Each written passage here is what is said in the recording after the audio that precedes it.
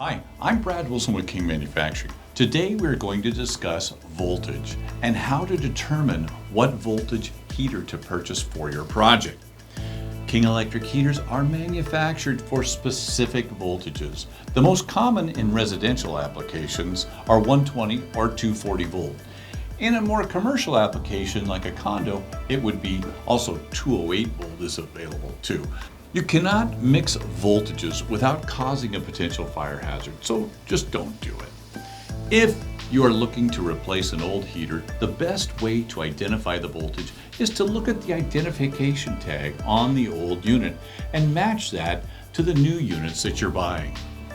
For a new installation, you'll need to verify what voltage your circuit is to determine which King model you would need to order.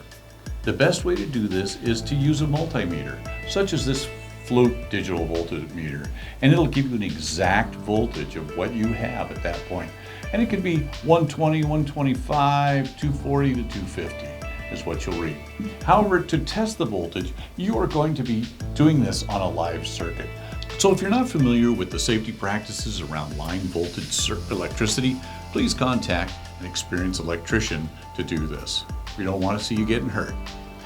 It is important to note that there are no efficiency differences between 120 and 240 volt. A 1000 watt heater is a 1000 watt heater, but if running on a 240 volt circuit, you can typically run twice as many heaters as compared to a 120 volt circuit. So a 240 volt circuit would give you more options and allow you to run higher output heaters or multiple heaters on one circuit. 240 volt is the most common voltage for heating circuits you will find out there.